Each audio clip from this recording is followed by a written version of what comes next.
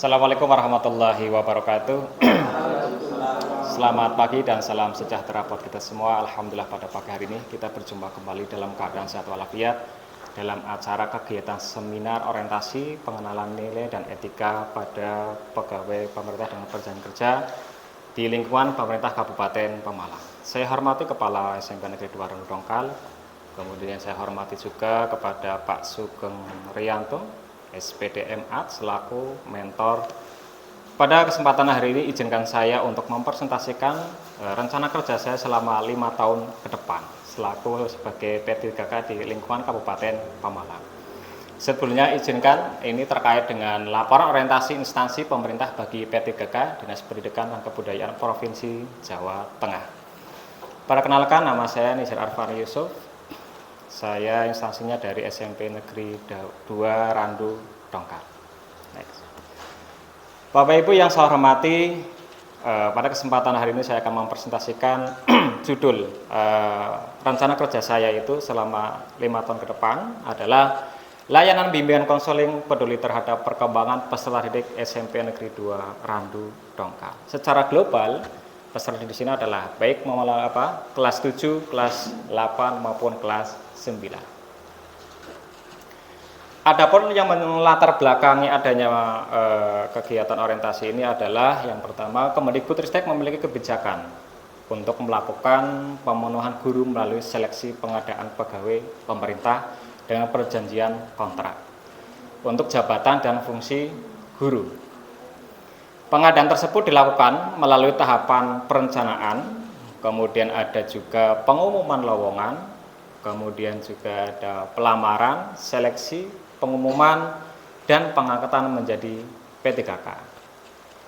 Dalam melaksanakan tugas pemerintahan, pemerintah merasa perlu membekali P3K ini dengan mengenalkan tugas dan fungsi sebagai aparatur sipil negara atau ASN, nilai dan etika yang berlaku pada instansi pemerintah.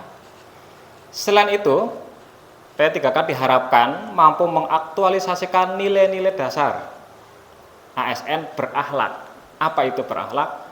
Yang pertama adalah berorientasi pelayanan, akuntabel, kemudian juga ada kolaborasi, harmonis, kemudian adaptif, kemudian kolaboratif. Demi tercapainya tujuan pendidikan. Hal ini sesuai dengan visi dan misi SMP Negeri 2 Randu Dongkal. Nah, ini Bapak Ibu rencana hasil kerja P3K saya, ya. Yang pertama unitnya adalah SMP Negeri 2 Randu Dongkal, kemudian kebetulan saya jabatan sebagai ahli pertama guru BK, guru bimbingan konseling. Masa kontraknya tahun 2022 sesuai dengan SK yang saya terima sampai tahun 2027. Kemudian tujuan instansi atau unit kerja itu adalah tercapainya 8 standar pendidikan. Ya, di antaranya itu ada standar kompetensi kelulusan, ada standar proses, ada standar isi, ada standar pengelolaan, pembiayaan, kemudian ada pendidik dan tenaga kependidikan, ya, kemudian ada sarana dan prasarana. Itu ada 8 standar. Kemudian rencana hasil kerja pimpinan ini saya ambil dari SKP tahun 2022. Ya, yang pertama terlaksananya pokok manajerial, pengembangan kewirausahaan dan supervisi kepada guru dan tenaga kependidikan. Kemudian yang kedua, terlaksananya direktif pimpinan yang sesuai dengan sasaran kinerja organisasi, perjanjian kinerja, dan tugas pokok jabatan guru. Nah, yang pertama, tahun pertama yaitu di tahun kontrak 2023, tahun sekarang Bapak Ibu, yaitu kegiatan yang pertama melaksanakan layanan bimbingan dan konseling, karena sesuai dengan jabatan saya. Tahapan kegiatan yang pertama adalah menyiapkan asesmen kebutuhan peserta didik. Jadi asesmen yang ini itu berbeda dengan asesmen BK, ya, atau asesmen BK itu berbeda dengan asesmen kurikulum Merdeka Belajar. Ya. Yang kedua, menyebar AKPD kepada siswa. Yang ketiga, menganalisis AKPD. Dari analisis itu nanti baru bisa kita dibuat program layanan bimbingan dan konseling. Inilah yang membedakan antara guru BK dengan guru mapel yang lain. Guru BK nggak bisa langsung membuat suatu program kalau belum ada siswanya. Jadi kami harus membuat program kalau sudah ada siswanya terlebih dahulu. Setelah dianalisis membuat program, baru melaksanakan kegiatan layanan bimbingan dan konseling. Lalu bagaimana output dan tahapannya? Yang pertama hasil AKPD yang sudah dianalisis, ya. Kemudian adanya program bimbingan baik tahunan maupun semesteran. Dulu itu sampai program harian, ada program bulanan, mingguan sampai harian. Di kurikulum sekarang ini adalah sampai pada program semesteran. Kemudian yang keempat adalah membuat RPL atau dikenal dengan RPP. Di istilah kami namanya RPL, Rencana Pelaksanaan Layanan.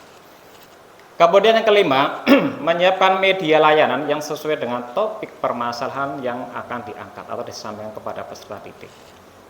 Kemudian penerapan nilai berakhlak, saya membuat program tahunan dan semesteran dan rencana pelaksanaan layanan dengan baik serta terbuka untuk diberikan saran dan kritik yang membangun. Apa kandungan nilai berakhlaknya? Yang pertama berorientasi layanan, yang kedua akuntabel, yang ketiga kompeten, dan yang keempat adalah harmonis. Kemudian kegiatan yang kedua adalah kegiatan diklat. Tentu saya selaku guru BK tidak hanya mengajar kepada murid saja tidak, tetapi saya harus meningkatkan kompetensi saya melalui apa? Melalui kegiatan diklat-diklat, baik secara offline maupun online. Outputnya apa? Tentu dapat sertifikat. Yang kedua, berbagi praktek baik kepada rekan sejawat, baik sesama instansi maupun di luar instansi sekolah. Bagaimana penerapan nilainya? Saya mengikuti kegiatan diklat dengan penuh tanggung jawab untuk meningkatkan kompetensi dan mengembangkan kreativitas. Adapun unsur-unsur nilainya adalah kompeten, adaptif, dan kolaboratif. Kita lihat kegiatan ketiga, aktif di musyawarah guru bimbingan konseling atau di MGPK. Kalau mungkin rekan-rekan mapel adalah namanya MGMP. Ya, tahapan kegiatannya adalah mengikuti kegiatan MGPK baik di tingkat sub Randu Dongkal maupun di tingkat kabupaten.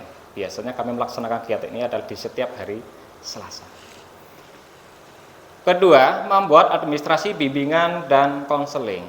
80% guru BK adalah melaksanakan kegiatan layanan bimbingan dan konseling. Selebihnya 20% adalah melaksanakan administrasi. Yang ketiga, melaksanakan praktek bimbingan konseling baik secara klasikal, kelompok maupun individu. Lalu bagaimana outputnya? Yang pertama, keterampilan kemampuan komunikasi dalam berbagai kegiatan bimbingan konseling.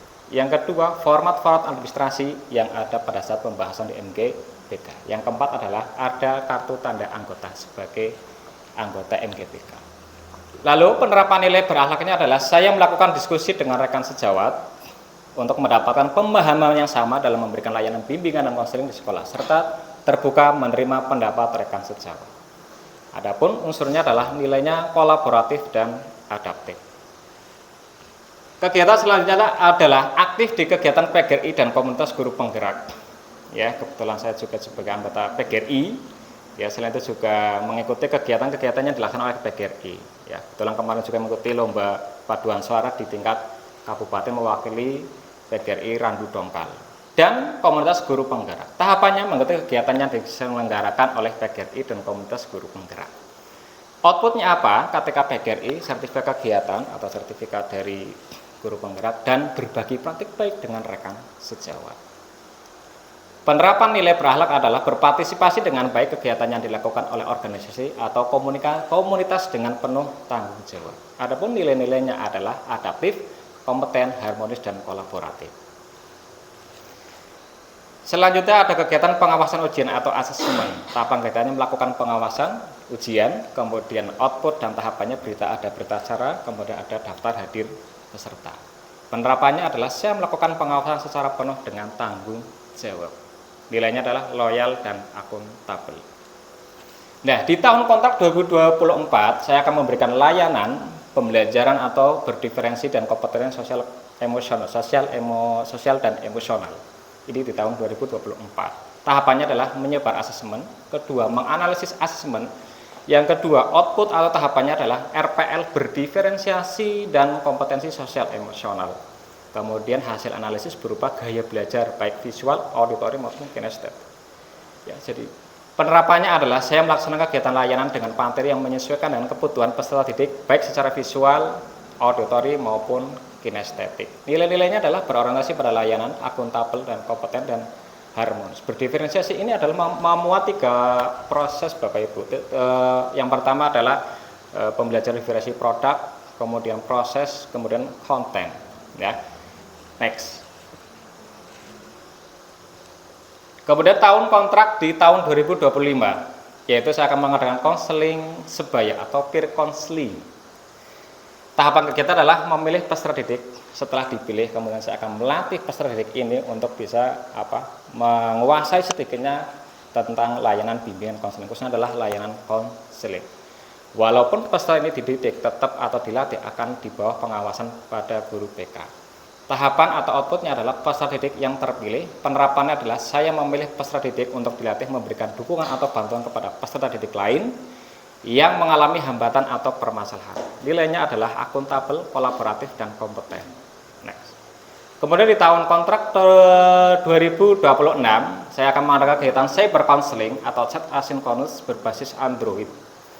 Pada dasarnya kegiatan ini adalah anak akan konseling atau curhat istilahnya itu melalui kegiatan menerapkan atau memanfaatkan IT, yaitu melalui WhatsApp maupun Facebook, ya, jadi bisa terjangkau walaupun secara tatap muka tidak bisa diterapkan melalui teknologi. Next. Di akhir tahun 2027 saya akan melaksanakan kegiatan yaitu namanya coaching klinik. Ya, coaching klinik. Tahapan kegiatan adalah rekan siapa ingin mengikuti atau sedang mengikuti program pendidikan guru penggerak itu.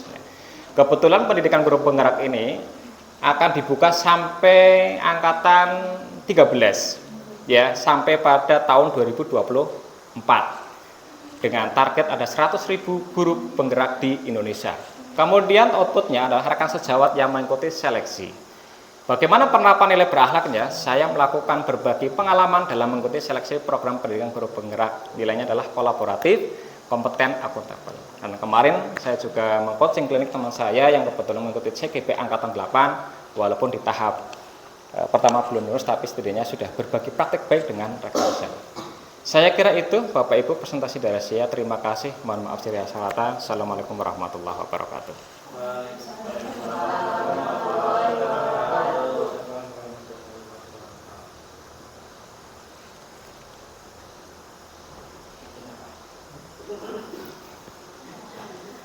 Ya, Pak Nizar Akan Yusuf SPD. Siap. Ya. Penyampaian dan penguasaan materi yang luar biasa, betul-betul sudah siap. Ini Pak Arfani itu kalau di sini itu julukannya kembarannya Pak Budi. Ya, dan memang orangnya luar biasa. Kemudian juga untuk materi ditampilkan dalam PowerPoint yang sudah disiapkan begitu bagus, saya sendiri tidak bisa. Sehingga ini menurut saya tidak perlu dikomentari. Oke, Pak. Oke. Terima kasih. Baik, terima kasih Pak Sugeng salah komentar. Terima kasih atas masukan dan sarannya kepada saya. Kalau memang dirasa cukup, terima kasih dan mohon maaf jika ada salah kata. Assalamualaikum warahmatullahi wabarakatuh.